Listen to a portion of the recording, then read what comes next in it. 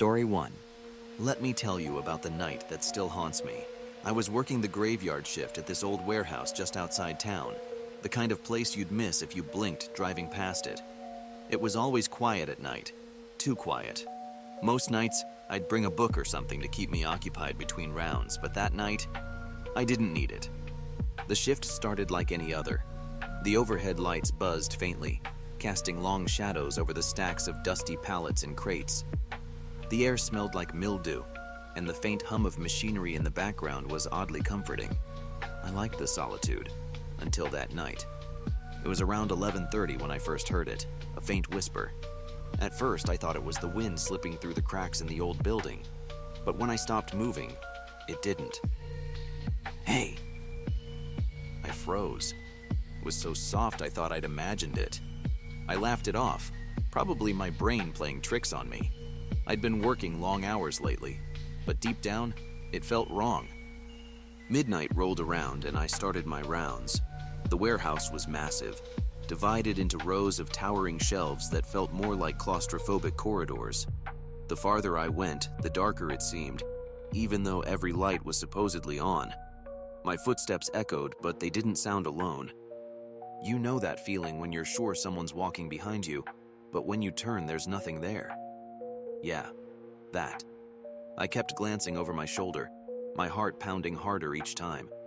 The shadows between the shelves seemed deeper than usual, almost alive, like they were waiting for something, or someone. Then, I saw it. At the far end of one aisle, a figure stood, just a faint outline at first, like a silhouette against the dim light. My stomach dropped. I couldn't make out a face or details, but it was tall, unnaturally tall. I shouted, "Hey, who's there?" The figure didn't move. Every instinct told me to turn and run, but I forced myself forward, step by trembling step. By the time I reached the end of the aisle, it was gone. No sign of anyone. I felt a cold draft brush past me like someone had just walked by. I radioed my supervisor, protocol, you know. No answer. That wasn't unusual. The guy was notorious for dozing off. Still, it made me feel more alone. Back at the security office, I checked the cameras. Most of the screens showed nothing but empty rows of shelves and flickering lights. But on the feed for aisle 7, the same aisle I'd just been down, there it was again. The figure, standing perfectly still. The camera glitched for a moment, and when the image returned, it was closer. I don't know why, but I decided to go back out there. Maybe it was pride. Maybe I wanted proof I wasn't losing my mind. Whatever it was stupid. The air felt heavier this time, like the building itself was holding its breath. My flashlight flickered as I approached aisle 7. I could feel eyes on me, even though I couldn't see anything. Then the whispers started again. Leave now." They weren't coming from one direction, but everywhere, surrounding me, mocking me. "Who's there?" I yelled, my voice cracking. No answer, just the whispers growing louder, more insistent. My flashlight landed on something on the floor. Drag marks, faint but unmistakable, leading deeper into the aisle. Against every ounce of better judgment, I followed them. The marks ended at a crate. It was old, the wood splintered and rotting. Something about it felt wrong, though. The air around it was colder, much colder. As I bent down to inspect it, the whispers stopped. The silence was deafening, suffocating. Then, from behind me, I heard the sound that still haunts my dreams. A low, guttural growl. I spun around, the flashlight trembling in my grip. At first, I didn't see anything. But then, in the shadows, something moved. It wasn't human. The shape was wrong, distorted, crawling on all fours, its limbs bending at unnatural angles. Its eyes caught the light, glowing like hot coals. I stumbled back, tripping over the crate. The thing lunged, but just as quickly as it appeared, it vanished into the darkness. I didn't wait. I ran. Back in the security office, I locked the door and shoved a desk against it. My hands were shaking so badly I could barely dial 911. But when I tried to explain, my voice caught in my throat. "What's your emergency?" the operator asked. There's something in here with me," I stammered. "Sir, we've already sent someone out. Stay on the line." Already sent someone? I hadn't even given them my location. A knock on the door made me jump. "Security, open up!" Relief washed over me. I rushed to the door, but when I looked through the peephole, my blood ran cold. It was the figure. The same tall, shadowy figure from the aisle standing impossibly still, its head tilted slightly, as if it knew I was watching. The knocking stopped. Then slowly it spoke. "You shouldn't have stayed." The lights in the office flickered, then went out completely. I backed into the corner, clutching my flashlight like it was a lifeline. The whispers returned, louder now, overlapping, chaotic. The last thing I remember is the door bursting open, and then nothing. I woke up outside, sprawled on the pavement as the sun rose.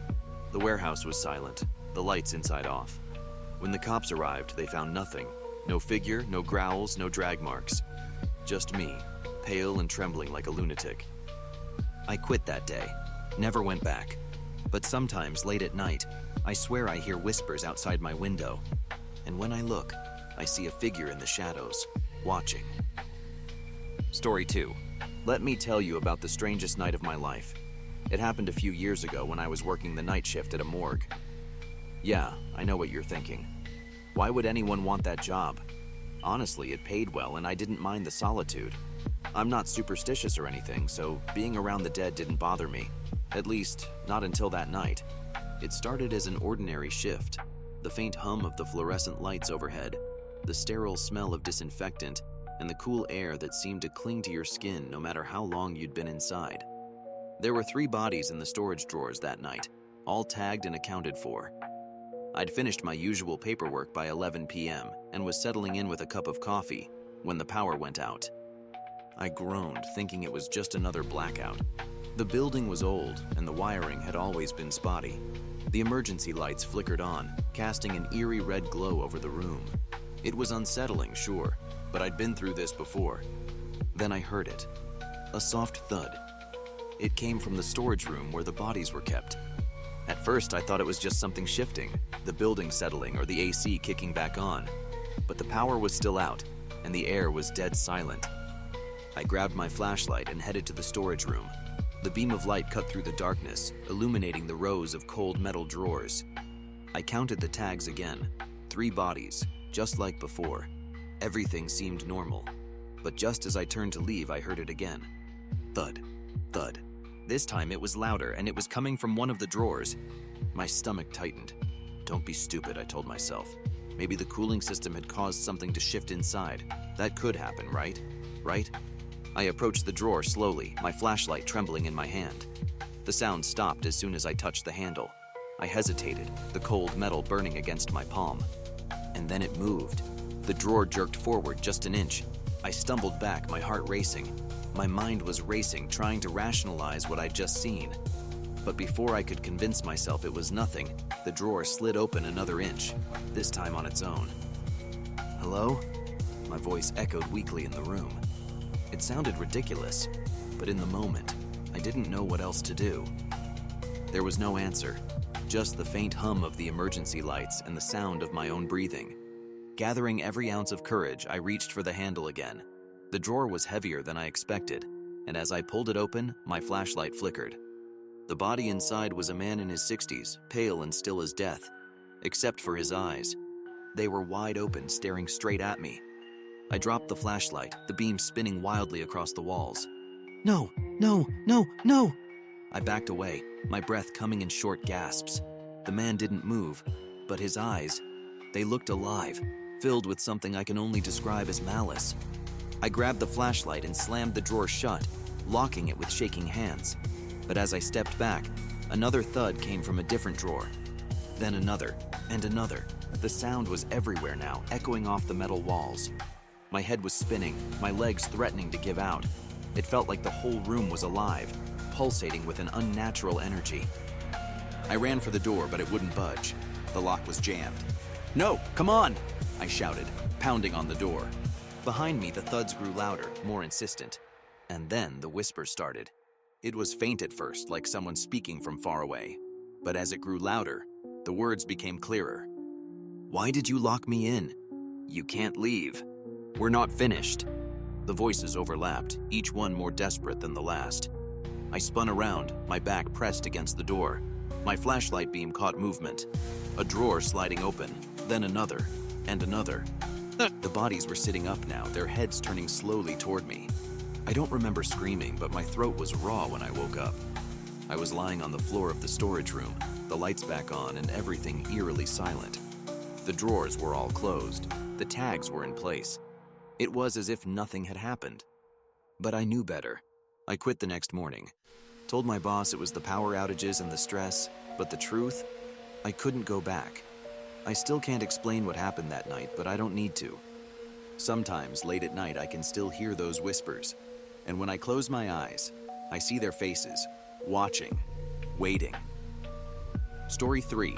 Working the night shift at the cemetery was supposed to be an easy gig. People joked about it being creepy, sure, but I didn't mind. It was quiet and I was mostly left alone to do my rounds. That was until the night of the red moon. It's not something I'll ever forget. How could I? It started like any other shift. I showed up around 10 p.m., flashlight in hand, and did my first walk around the grounds. The cemetery stretched for acres, dotted with old tombstones, mausoleums, and twisted trees that seemed to whisper in the wind. It was a full moon that night, casting an eerie glow over everything. But something about it felt wrong. The moon wasn't its usual pale white. It was red, a deep, unsettling crimson that made the shadows stretch longer and the air feel heavy. I told myself it was just some atmospheric thing, a blood moon or whatever.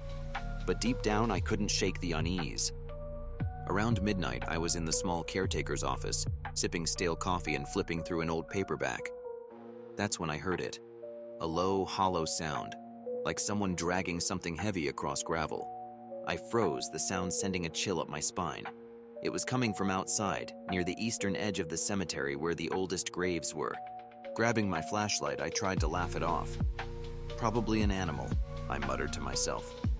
Or maybe some kids messing around. But even as I said it, my voice didn't sound convincing. The eastern section was darker than the rest of the cemetery, the trees thicker and the air colder. My flashlight beam flickered as I walked, which did nothing to calm my nerves. When I reached the area, I didn't see anyone at first. Just rows of crumbling headstones and the faint rustle of leaves. But then I noticed something off. One of the graves, a freshly filled one, had a deep gouge in the dirt. It looked like something or someone had clawed at it, trying to get out. "Hello?" I called, my voice shaky. "Is someone out here?" The only response was silence. I approached the disturbed grave, my flashlight sweeping over the dirt. The gouges were deep, like fingernails had raked through the soil. And then I saw it, a single handprint, pressed into the dirt. The hairs on the back of my neck stood up. I turned around, suddenly feeling like I was being watched.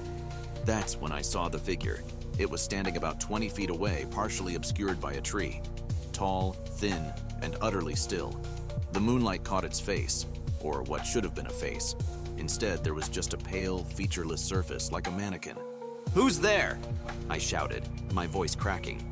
The figure didn't move. It just stood there, its blank head tilted slightly to the side, as if it was studying me. I took a step back, my heart pounding, and that's when the whispers started. They were faint at first, like a distant conversation carried on the wind.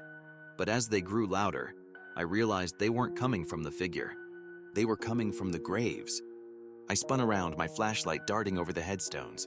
The whispers were everywhere now, overlapping and echoing, filling the air with a rising sense of panic. I turned back to where the figure had been, but it was gone. Then I felt it, a cold breath against the back of my neck. I whipped around, my flashlight shaking in my hand. Nothing, but the whispers grew louder, more insistent, words I couldn't quite make out. And then a single phrase cut through the noise, clear as day. "Leave now." I didn't need to be told twice. I bolted back toward the office, my footsteps crunching on the gravel. But the whispers followed me, growing louder with each step. When I reached the office door, I fumbled with the keys, my hands trembling. That's when I heard the dragging sound again, closer this time. I turned around and there it was, the figure standing just a few feet away. It raised one long skeletal arm and pointed, back toward the graves. The whispers stopped, replaced by a single deafening sound, a low guttural scream. The figure began to move toward me, its movements jerky and unnatural, like a puppet on tangled strings. I finally managed to unlock the door, slamming it shut behind me. But as I turned the lock, I realized The whispers were inside now. They came from every corner of the room, whispering my name, begging, taunting. The lights flickered, and in the brief moments of darkness, I saw flashes of movement, shadows darting across the walls. I pressed my back against the door, clutching my flashlight like a lifeline. My breath came in ragged gasps as the room seemed to close in around me. And then it stopped. Silence. The lights steadied and the whispers faded. I stood there, shaking, trying to convince myself it was over. But as I turned to look out the window, I saw them. Dozens of figures standing among the graves, all staring at the office. And in the center, the blank-faced figure raised its hand again, pointing straight at me. I don't remember how I made it through the rest of the night. When the sun finally rose, the figures were gone, and the cemetery was eerily quiet. I quit that morning, told the manager it was the long hours, the isolation. But the truth? I think they let me leave this time. Story 4, the morgue night shift. It started as an ordinary night, as ordinary as a night shift at the morgue could be. I'd been working there for 6 months, filing paperwork, organizing storage, and, occasionally, helping prep bodies for the examiners. People think it's creepy, but honestly, the morgue was one of the quietest jobs I'd ever had. Until that night. It was past midnight, and the air was thick with that sterile chemical smell. I was alone as usual. The other staff left around 10 p.m., leaving me to my work. Normally, I'd have some music playing quietly to break the silence, but I'd forgotten my headphones that night. The building was old, too old. The pipes groaned, the lights buzzed, and the walls creaked as if the place had a life of its own. I was used to it, or so I thought. I was sitting at my desk filling out intake forms for a new arrival.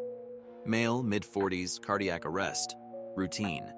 The body was still in the storage unit, waiting for tomorrow's autopsy. That's when I heard it. A faint tap, tap, tap. I froze, pen hovering over the paper. It was so faint I almost convinced myself I'd imagined it. But then it came again. Tap, tap, tap. It was coming from the far end of the storage room. Probably just the pipes, I muttered, though my voice sounded unconvincing even to myself. Grabbing my flashlight, I walked toward the sound, my footsteps echoing in the stillness. The storage room was lined with metal drawers, each one housing someone who'd never see daylight again. The air felt colder than usual, and my breath misted in front of me as I approached the source of the noise. Tap, tap, tap. It was coming from drawer 43. My stomach churned. Drawer 43 belonged to the new arrival, the man I just logged into the system. My rational brain told me it was impossible. Dead bodies don't make noise, but the sound was unmistakable, rhythmic, deliberate. I hesitated, my hand hovering over the handle. Just a stuck mechanism, I told myself. Nothing more. But when I pulled the drawer open, my flashlight flickered, casting shadows that seemed to dance across the walls. The body was there, pale and lifeless, just as it should have been.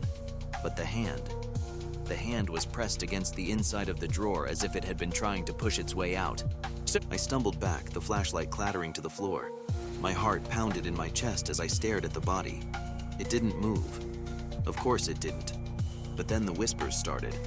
At first, they were so faint I thought it was the hum of the lights. But as they grew louder, I realized they were words, though I couldn't make them out. They seemed to come from all around me, echoing off the cold metal walls. And then, clear as day, a single word. Help. I bolted for the door, but it wouldn't budge. The handle refused to turn, as if the building itself had locked me in. The whispers grew louder, overlapping and chaotic, filling the air with a suffocating pressure. I turned back to the storage room, and that's when I saw it. The man from drawer 43 was standing, his lifeless eyes fixed on me. His mouth moved, but the voice that came out wasn't his. It was layered, distorted, a chorus of agony. You shouldn't be here. I backed away, my legs trembling. What do you want? I stammered, my voice barely above a whisper. He didn't answer. Instead, he raised a hand and pointed toward the far corner of the room. I didn't want to look. Every instinct in me screamed to keep my eyes on him, to keep him in sight. But something compelled me to follow his gesture. There, in the corner, was a small trapdoor I'd never noticed before. It was rusted shut, the edges crusted with years of grime. I had no idea what it led to or why it was there. But the whispers urged me forward, their tone shifting from menacing to almost pleading. With shaking hands, I pried the door open. A foul stench hit me immediately, a mix of decay and damp earth. The flashlight beam revealed a narrow tunnel, the walls lined with bricks that oozed with some dark, slimy substance. Something moved in the darkness. I should have run. I should have ignored whatever was calling me down there. But my legs moved on their own, descending into the tunnel as if I were being pulled by invisible strings. The whispers grew louder, more frantic. Help us! Free us! Don't let it out! The air grew colder with each step, my breath coming in shallow gasps. And then, at the end of the tunnel, I saw it. A crude wooden door, covered in strange symbols carved deep into the wood. The symbols pulsed faintly, as if alive. My hand reached out, though I didn't want it to. The moment my fingers touched the door, a wave of pain shot through me, and the whispers turned into screams. The door swung open on its own, revealing a small circular room. In the center was a stone slab, and on it, something moved. It wasn't human. It wasn't animal. It was wrong. Its form was constantly shifting, a mass of shadows and limbs that seemed to defy logic. Eyes, hundreds of them, blinked at me from every surface. A mouth opened, impossibly wide, and the whispers came from within it. You shouldn't have come. I stumbled back, my flashlight flickering violently. The thing began to crawl toward me, its movements jerky and unnatural, like it didn't belong in this world. I turned and ran, the tunnel seeming to stretch endlessly before me. When I finally reached the morgue, the lights were off, and the air was heavy with silence. The man from drawer 43 was gone, and the door was open. I didn't stop to question it. I ran out into the night, not stopping until I was miles away. I quit the next day, though I didn't tell anyone why. Who would believe me? But sometimes, late at night, I hear whispers. They come from the shadows, from the cracks in the walls. And I know it's still down there, waiting. Story 5. Graveyard shift. Working the graveyard shift at an actual graveyard sounds like the setup to a bad joke, doesn't it? I thought so too, at first. When I took the job as a groundskeeper, it felt like easy money. A quiet place to be left alone, a bit of fresh air, and no customers to deal with. What's not to like? But if you've ever walked through a cemetery at night, you know, there's something different about it. The air is colder, heavier, and the silence? It isn't peaceful. It's suffocating. The cemetery I worked at wasn't small. It stretched across 20 acres, a mix of well-kept lawns, ancient headstones, and sprawling mausoleums. I was tasked with walking the grounds, making sure there was no vandalism, no trespassers. Pretty straightforward. It was my second week on the job when things started happening. That night, the moon hung low, its pale light casting long shadows across the cemetery. I'd been sitting in the tiny office near the entrance, flipping through a magazine, when I heard it. A soft scraping noise. It wasn't loud, but it was persistent. Probably just an animal, I muttered, grabbing my flashlight. But as I stepped outside, the air hit me like a wall, cold, damp, and heavy, like the ground itself was exhaling. The scraping sound was coming from the west side, near the older graves. I made my way through the rows of headstones, my flashlight beam bobbing in the dark. The sound grew louder, clearer. It wasn't an animal. It was metal on stone. When I reached the source, I froze. A shovel was lying on the ground, its blade scratched and worn. Beside it, a hole, a fresh grave, half dug. Here's the thing. No burials were scheduled that day, and the cemetery's back gate was locked tight when I did my rounds earlier. Okay, I said aloud, my voice trembling. Maybe someone got in before I locked up. I radioed the main office, but no one picked up. Great, I'd have to deal with this alone. I scanned the area, my flashlight bouncing off the weathered headstones. Hello? I called out. Anyone here? No answer, just silence. Then, from somewhere behind me, a faint laugh. I spun around, the beam of my flashlight cutting through the dark. Nothing. Who's out here? My voice echoed across the graves. The laugh came again, closer this time. Low and raspy, like someone choking on their own breath. I bolted toward the office, my heart pounding. But halfway there, I heard something that stopped me cold. Footsteps. No. Heavy, dragging footsteps coming from the direction of the freshly dug grave. I turned, my flashlight trembling in my hand. And that's when I saw it. A figure, tall and thin, was standing by the open grave. Its face was hidden in shadow, but its eyes glowed. "Hey!" I yelled, though my voice cracked. "You're trespassing!" It didn't move, didn't speak. It just stood there staring at me with those glowing eyes. Then it started walking, but not toward me, toward the mausoleums. I should have stayed put. I should have called the cops, waited for backup. But something about the way it moved, slow and deliberate, pulled me after it. The mausoleums were the oldest part of the cemetery. Massive stone structures, some dating back to the 1800s. As I approached, the air grew colder, my breath fogging in front of me. The figure disappeared into the largest mausoleum, its heavy iron doors creaking open as if inviting me in. "Hello?" I called out, stepping inside. The air inside was thick with the smell of damp stone and decay. My flashlight flickered, its beam struggling against the dark. The room was empty, just rows of stone coffins and faded plaques. But then, a whisper. It was faint, almost like a breeze, but it carried words. "Why did you come?" The door slammed shut behind me, plunging the room into darkness. My flashlight died completely. Panic surged through me as I fumbled for the door, but it wouldn't budge. The whispers grew louder, overlapping and chaotic, filling my ears like a swarm of bees. And then, they stopped. The silence was worse. It pressed against me, suffocating, until a single voice broke it. "Look behind you." I didn't want to. Every instinct told me not to. But I couldn't stop myself.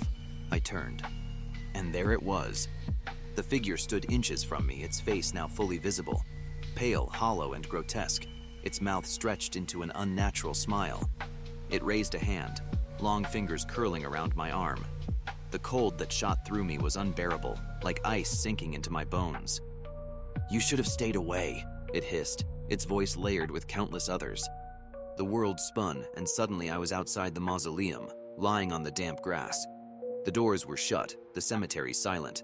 I didn't wait to question it. I ran, leaving my flashlight, my radio, everything behind. I never went back. To this day, I don't know what I saw. But every now and then, late at night, I dream of that figure, its glowing eyes watching me from the shadows. And in those dreams, it always whispers the same thing: "You can't escape."